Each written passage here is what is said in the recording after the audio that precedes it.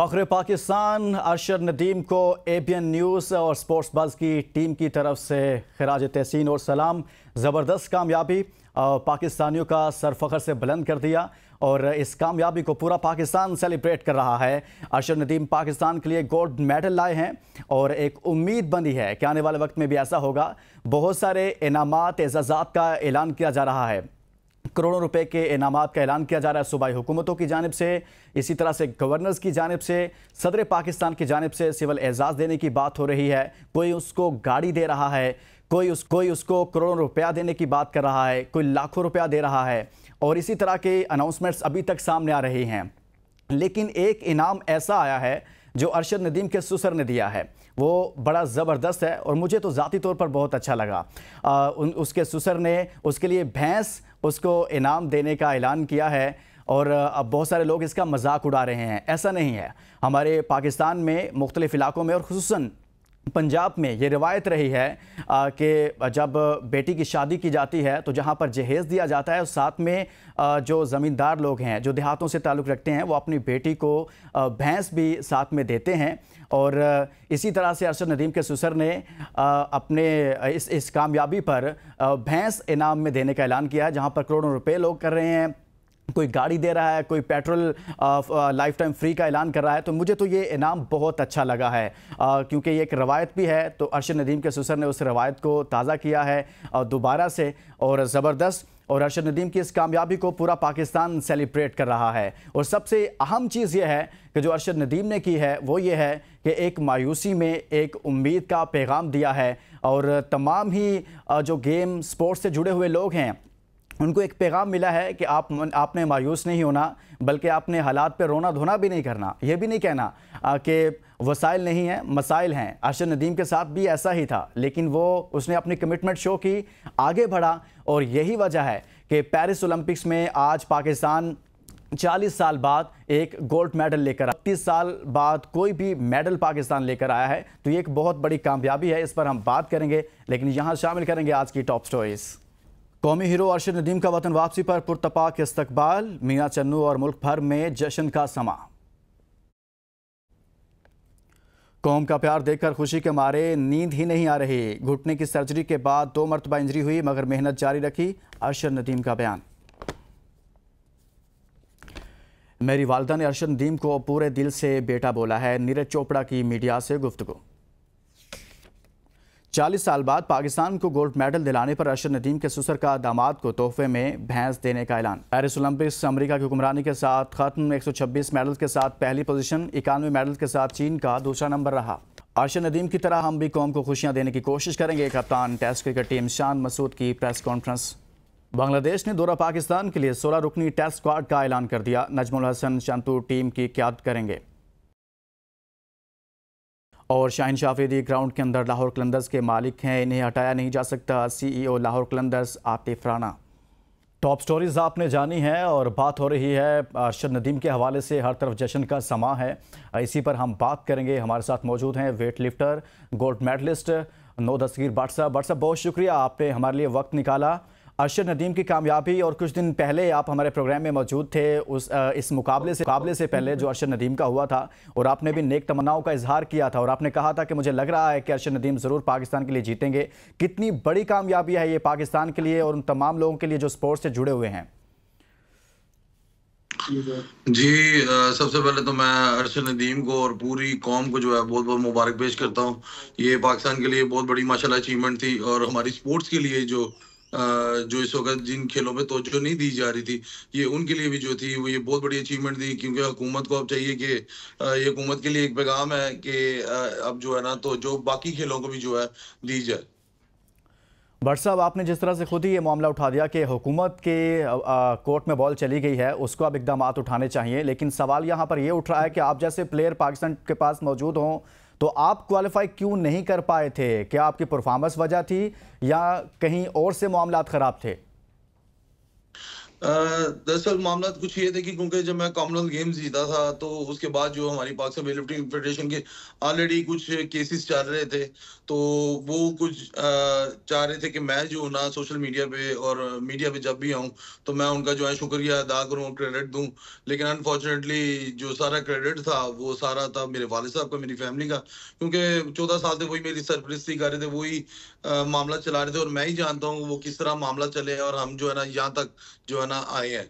तो मेरा ख्याल है कि जिसका क्रेडिट बनता था, जिसका हक बनता था, मैंने उसी को दिया। लेकिन ये लोग चाहते थे कि मैं जो क्रेडिट जो है वो सारा इनको दूं, तो इन्होंने तब से जो है ना निशाना बनाया हुआ था।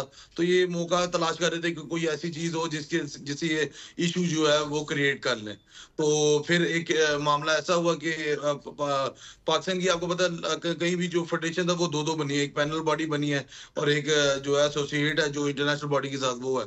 तो जो पैनल बॉडी बनी है, मुझे क्योंकि उसमें फॉर्मर वेट लिफ्टर्स हैं, मेरे वालिद साहब खुद वेट लिफ्टर रह चुके, तो उनके भी जानने वाले थे।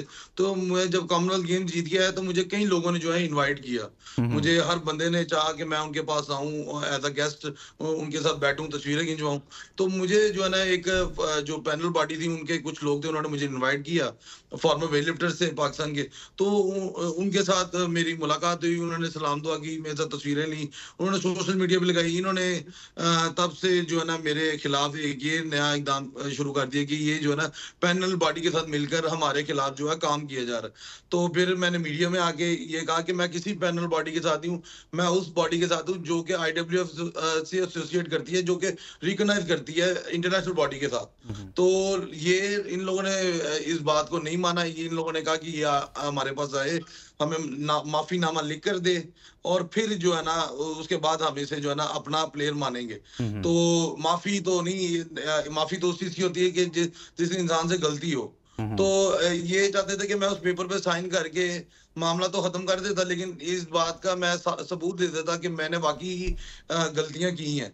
तो मैं हम्म। गलती मैंने कोई भी नहीं की थी। तो मैंने ये ओपनली कहा था मीडिया में कि इनको बेशक बुला लिया जाए कहीं पे भी, या गवर्नमेंट अदारे कोई हम्म। मिनिस्ट्री अगर चाहती है हमें बिठा लें, जिसकी गलती हो उसको सजा सुना दी जाए। हम्म। लेकिन अनफॉर्चुनेटली किसी हुकूमती अदारे ने भी कोई एक्शन नहीं लिया, ना ही किसी किसी हुकूमती इदारे ने व्हाट्सएप एक्शन नहीं लिया, हाँ जी, लेकिन जी ऐसा जी होता है जब कामयाबी मिलती है, जैसे आपने खुद भी कहा कि क्रेडिट लेने के लिए भागदौड़ शुरू हो जाती है। यही मामला हमने अरशद नदीम के जी मामले में भी देखा कि अरशद नदीम पहुंचते हैं लाहौर एयरपोर्ट पर, वहां पर उनको एक पर्ची भी थमाई जाती है जी हुकूमती वज़रा की जानिब से। फिर उसको वो देखते हैं, फिर उसके बाद जो बोलते हैं वो कह रहे होते हैं कि फ़लाँ का क्रेडिट है, हुकूमत का क्रेडिट है।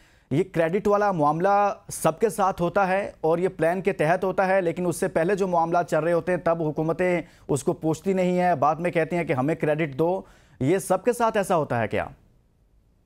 देखिए, दरअसल बात ये कि क्रेडिट उसको वाकई दिया जाए जो कि हकदार हो। हम्म।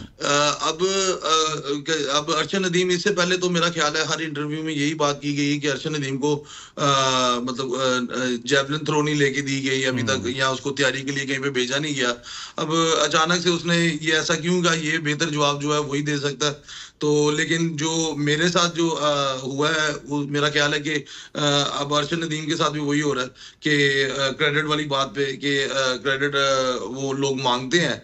लेकिन जो सीधी साफ बात है वो ये है कि हमारे वाला साहब ने हमें सर उठा के जो है ना जीना सिखाया है। क्योंकि जो बंदा प्लेयर नेशनल सतर भी सर आप उसका झुका देंगे, वो किस तरह सर उठा के दुनिया की बड़ी लोगों के साथ जो है वो फाइट करेगा जाके। हम्म। तो मेरा ख्याल है कि क्रेडिट उसको ही देना चाहिए जो हकदार हो। अगर वाकई एसोसिएशन हकदार है तो उसे क्रेडिट देना चाहिए। तो हम जो हमारे साथ है, जो मेरे साथ अब स्पॉन्सर्स हैं, अब जाके जो जुड़े हैं, मैं उनको उनको क्रेडिट दूंगा। मैं हर जगह बोलूंगा, उनका नाम लूंगा। लेकिन इससे पहले मेरे साथ कोई स्पॉन्सर नहीं था, मैं ये भी बोलूंगा। सही कह रहे हैं बट साहब, लेकिन यहाँ जीत पर क्रेडिट लिया जाता है। हमारा 7 रुकनी दस्ता था, उसमें से सिर्फ एक प्लेयर ऐसा निकला जिसने पाकिस्तान के लिए जो अच्छी परफॉर्मेंस दी, गोल्ड मेडल लेकर आया। जो बाकी 6 हैं, हुकूमत एक का क्रेडिट तो ले रही है कि हम इसके पीछे हैं, हम इसके साथ हैं, लेकिन जो 6 नाकाम हुए हैं उसकी बट साहब जिम्मेदारी कोई नहीं ले रहा। बिल्कुल, ये क्या कहते हैं, मैं एक और बात इसमें शामिल करूंगा कि ये मेडल दो भी हो सकते थे हम्म। अगर मेरे रास्ते पे रुकावटें ना डाली जाती। ये अगर हुकूमत जो है अरशद नदीम पे फोकस कर रही थी, अगर ये पौधा उन्हीं ने लगाया है, तो मैं भी पाकिस्तान का खिलाड़ी हूँ। मैं भी कॉमनवेल्थ गेम्स में गोल्ड हुआ था। अरशद नदीम ने एक रिकॉर्ड किया था, मैंने कॉमनवेल्थ गेम में 3 रिकॉर्ड किए थे। और मैंने 2 साल पहले बयान दिया था कि मैंने कहा था कि मुझे मेरी रास्ते से रुकावटें हटा दी जाए।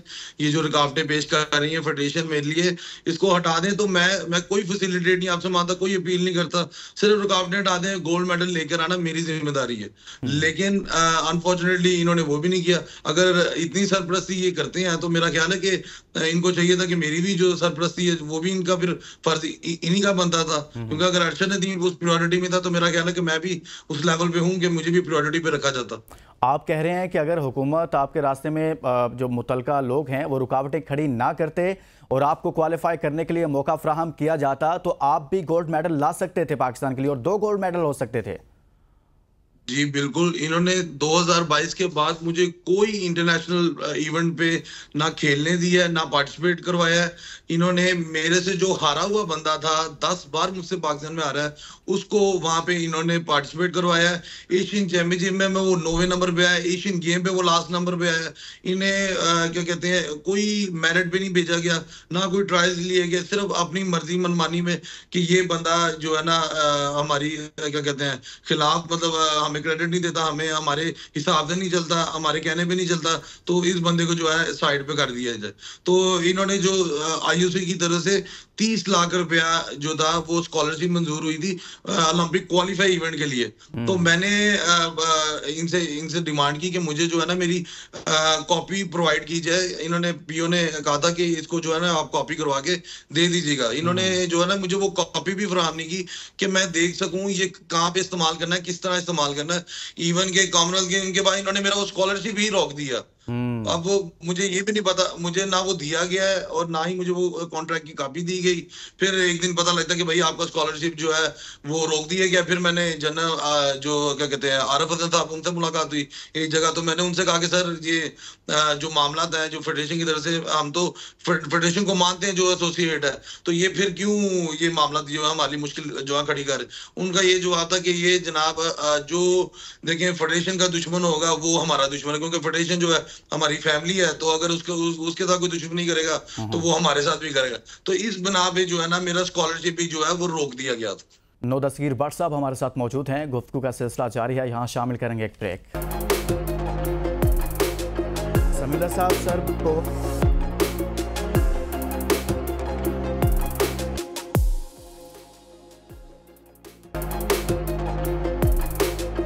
समीला साहब सर को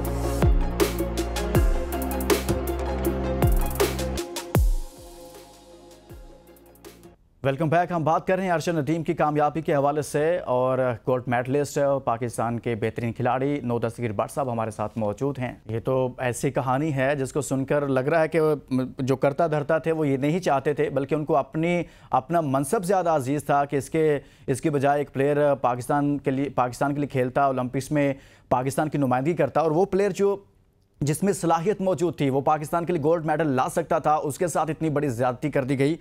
9 दस्तगीर भट्ट साहब, अगर आप जाते, आप भी जीत कर आते तो यकीनन बहुत सारे लोगों ने कहना था कि भट्ट साहब भी हमारे लगाया हुआ पौधा है, जबकि आपके पीछे तो आपके वालिद साहब की मेहनत है और आपने खुद अपना सरमाया बहुत ज़्यादा इस खेल पर लगाया हुआ है।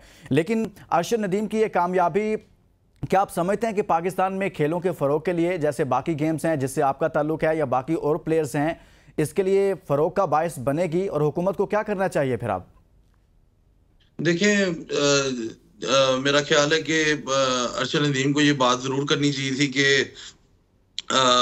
ये जो उसने कह दिया है कि मैं जो पौधा लगाया हुआ जो है ना मैं उनका हूँ, मेरा नहीं ख्याल कि ये कहना बनता था उसका।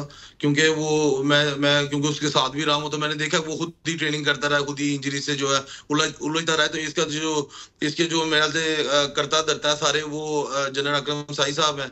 और सलमान भट्ट साहब हैं जो कोच हैं इनके, ये सब कुछ उन्हीं की मेहनत है, वो इसके पीछे लगे रहे हैं, वही इसे गांव से लेकर आए हैं, वही उन्हीं ने इसे 7-8 साल तैयारी करवाई है। तो मेरा ख्याल है कि ये क्रेडिट तो उनका बनता था, और यहाँ इसके जो वालिदैन थे जो कि इसको क्या कहते हैं सपोर्ट करते रहे, उनका था। तो मेरा ख्याल है कि इसको चाहिए था कि ये बोलता कि बाकी खेलों की तरफ भी ध्यान दें, कि मुझे मैं अगर इस तरह मेडल लेकर ना तो बाकी खेलों पे भी अगर आप थोड़ी तवज्जो दे देंगे, अगर आप मुझ पे भी तवज्जो दे दें तो हम अगली भी ओलंपिक का मेडल लेंगे।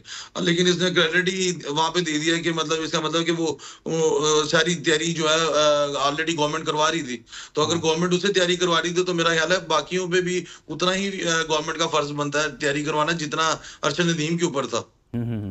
लेकिन तैयारी का तो हाल बट साहब ये था कि वो ओलंपिक्स में जाने से पहले, पेरिस जाने से पहले एक हफ्ता पहले कह रहा था कि मुझे स्टेडियम जो दिया गया है वहाँ पर ट्रेनिंग करने में मुश्किलात हैं, सामने लोग होते हैं, थ्रो करना मुश्किल होता है, लोगों को पहले कहना पड़ता है भाई रास्ता साफ कर दो, फिर मैं जैवलिन थ्रो करता हूँ। तो ये तो तैयारी का हिसाब था, और उसके बाद आकर कह दिया कि हमारा ही लगाया हुआ पौधा है। ये पौधे लगाने वाला मामला, जी जी देखिए, ये तो फिर मेरा ख्याल है अरशद नदीम से आपको ये सवाल जरूर करना चाहिए। बिल्कुल भट्ट साहब, हम कोशिश कर रहे हैं कि अरशद नदीम साहब से ये सवाल करें, और उनसे हम ये सवाल करेंगे कि भाई एक हफ्ता पहले तो आप ये सारा कुछ कह रहे थे कि मेरे साथ ये मामला चल रहा है, और उसके बाद आपने आकर कह दिया कि भाई मैं उन्हीं का लगाया हुआ पौधा हूँ। तो ये पौधे लगाने वाला सिलसिला कहीं ना कहीं तो रुकना चाहिए। अगर आप पौधे लगाने हैं तो फिर और भी बहुत सारी गेम्स हैं जिसका जिक्र आप खुद भी कर रहे हैं। तो अब बाकी कौन कौन सी ऐसी गेम्स हैं जिनमें हुकूमत पाकिस्तान चाहे कोई संजीदा हो तो उनमें हम आने वाले वक्त में मेडल ला सकते हैं, जैसे आप भी एक मिसाल मौजूद हैं? मेरा ख्याल है कि वेट लिफ्टिंग एक ऐसी वाहद गेम है। अभी तकरीबन मुझे 7-8 साल हो गए इंटरनेशनल खेलते हुए। मैंने 7-8 साल में कोई भी ऐसा साल नहीं गुजरा जिसमें मैंने पाकिस्तान को इंटरनेशनल मेडल से ना जो है लेकर आया पाकिस्तान के लिए। मैंने जूनियर वर्ल्ड में मेडल लिया, मैंने यूथ एशिया में मेडल लिया, कॉमनवेल्थ में कई मेडल लिए, साउथ एशियन गेम्स में लिए, एशियन गेम्स में मैं 4th नंबर पे आया लास्ट एशियन गेम में। इस एशियन गेम पे अगर मुझे इस एशियन गेम से भी महरूम किया गया जो 2022 में हुई, अगर उसमें भी मुझे जो भेजा जाता तो मेरा वहां पे भी जो है सिल्वर मेडल बन रहा था। लेकिन अनफॉर्चुनेटली इन्होंने मुझे वहां पे भी नहीं भेजा, वो भी मिस करवा दिया।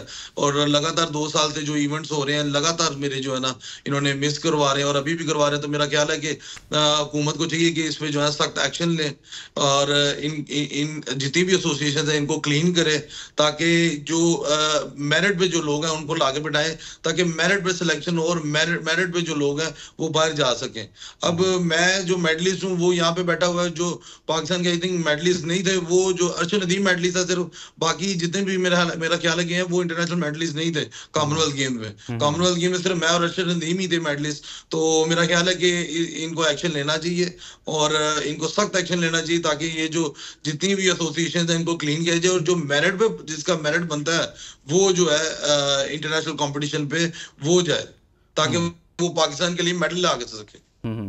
अच्छा भट्ट साहब, ये जो अभी इस कामयाबी के बाद अरशद नदीम ने गोल्ड मेडल पाकिस्तान के लिए जीता और बड़ी अच्छी परफॉर्मेंस दी, उसके बाद जो जिस तरह से उसका इस्तकबाल हुआ, जिस तरह से उसके हवाले से ऐलानात हो रहे हैं हुकूमती सतह पर या फिर आम लोग कर रहे हैं, मुख्तलिफ लोग कर रहे हैं, आप मुतमिन हैं ऐसा ही होना चाहिए या आप इसमें कुछ ऐड करना चाहेंगे? जी बिल्कुल, वो जो उसने मेडल लिया है वो मेरे ख्याल है इससे ऊपर कोई मेडल नहीं है। ओलंपिक का मेडल जो है सबसे बड़ा मेडल है दुनिया में, तो मेरा ख्याल है ये उसका हक बनता था। और रही बात कि ये इसे मिलना चाहिए नहीं मिलना चाहिए, ये मेरा ख्याल है ये फैसले जो है अल्लाह ताला करता है। अल्लाह ताला जिसको चाहे इज्जत से नवाजे, जिसको चाहे जिल्लत से नवाजे।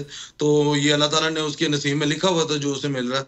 तो मेरा ख्याल है इस पे किसी को भी एतराज नहीं होना चाहिए, किसी प्लेयर को भी एतराज नहीं होना चाहिए कि ज्यादा मिल रहा है कि कम मिल रहा है।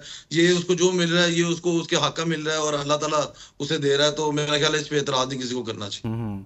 भट्ट साहब, कितना मुश्किल होता है, पूरी कौम आपको देख रही हो, आपने तो पाकिस्तान को रिप्रेजेंट किया, गोल्ड मेडल लेकर आए कॉमनवेल्थ गेम्स में, तो कितना क्या दबाव होता है, प्रेशर होता है, तो कैसे हैंडल करते हैं प्लेयर्स इस तमाम तर सूरत हाल को? एक तरफ सामने गोल्ड मेडल होता है, दूसरी तरफ इतनी दुनिया आपको देख रही होती है, फिर ऐसा मुल्क जहां पर आपके लिए सहूलियात भी नहीं होती, फिर पूरा मुल्क आप ही से उम्मीद लगा लेता है कि भाई आपने कुछ करके दिखाना है। देखें, सबसे पहले तो हमें ये परेशानी होती है कि हमने जो हमारे साथ कोच गया है हमने उसको किस तरह संभालना है। क्योंकि जो कोच गया होता है वो हमारा अपना कोच होता ही नहीं है। हम सारा साल अपने वाले साहब के पास ट्रेनिंग करते रहे हैं। जब इंटरनेशनल कंपटीशन आ जाता है हमें एक नया कोच दे दिया जाता है। तो सबसे पहले तो हमें उस कोच को संभालना पड़ता है, समझाना पड़ता है कि हमने इस तरह लड़ना है। और वो खुद कोच जो है वो डिस्ट्रिक्ट चैंपियन भी नहीं होता, और वो जो कोच होता है वो प्रेसिडेंट का बेटा होता है, जो कि खुद भी कभी नेशनल चैंपियन नहीं हुआ, ना डिस्ट्रिक्ट का चैंपियन हुआ है। उसको जो है इंटरनेशनल कोच बना के साथ साथ भेज दिया जाता है, और उसको जो है ना वहां पे जाके हमें खुद संभालना पड़ता है कि भाई ये इस तरह हमने वेट उठाना है, इस तरह लिफ्ट लेनी है, इस तरह ये करनी है। उनको तो पीछे से क्या कहते हैं हुक्म आए होते हैं फेडरेशन की तरफ से कि इससे ज्यादा वेट ऊपर नहीं आपने दिलवाना। तो ये जो बुजली के साथ जो मुजाहरा करते हैं वहां पे खिलाने का, तो सबसे पहले तो हमें उससे लड़ना पड़ता है। ऑडियंस से तो हम बाद में लड़ेंगे ना कि बाहर जाके जो इतना बड़ा प्लेटफॉर्म है, वेट उठाएंगे, कैसे उठाएंगे, तो वो तो बात की बातें हैं। पहले हमें वार्म अप रूम में लड़ना पड़ता है इनसे कि भाई हमने इतनी लिफ्ट लगानी है। अब मैं घर से अगर 200 किलो उठा के जा रहा हूँ तो ये मुझे वहां पे 150 किलो पहले उठवाएंगे, जबकि मेरा पहला उठाना ही बनता 200 है। 200 उठाऊंगा तो मैं उनके साथ कम्पीट कर पाऊंगा ना। तो ये पहले तो फाइट हमें अपने पाकिस्तान से करनी पड़ती, फिर उसके बाद जो है ना अपने मुल्क के बाहर के जो लोग हैं, इंटरनेशनल जो कॉम्पिटिटर्स होते हैं, बाद में उनके साथ हम लड़ते हैं। तो बिल्कुल प्रेशर होता है, और प्रेशर को जो है ना एक स्पोर्ट्समैन बड़ी अच्छी तरह से हैंडल करना जानता होता है। क्योंकि अल्हम्दुलिल्लाह 7-8 साल हो गए मैं लगातार इंटरनेशनल प्लेटफॉर्म पे खेल रहा हूँ, और मुझे काफी एक्सपीरियंस हो चुका है इस चीज का कि प्रेशर किस तरह हैंडल करना लेकिन है, किस बतौर मुश्किल में सहाफ़ी क्या और करना है। बतौर पाकिस्तानी मेरे लिए भी हैरान कुन है कि पाकिस्तान अगर चाहता तो एक और गोल्ड मेडल आ सकता था। दस्तगीर भट्ट साहब पाकिस्तान के लिए ला सकते थे, लेकिन उनके साथ ऐसा किया गया। बहुत बहुत शुक्रिया, अब आपने हमारे लिए वक्त निकाला और आपसे हमने बात की। हमने बात की है अरशद नदीम की कामयाबी पर, और साथ में और कौन से ऐसे प्लेयर्स थे जो पाकिस्तान के लिए अच्छी कामयाबी ला सकते थे, लेकिन हमारे करता धरता जो हैं उनकी नहली की वजह से कुछ ऐसा हो जाता है। इसके साथ ही इजाज़त दीजिए और अपना बहुत सारा ख्याल रखिए। अल्लाह हाफ़िज़। समीदा साहब सर को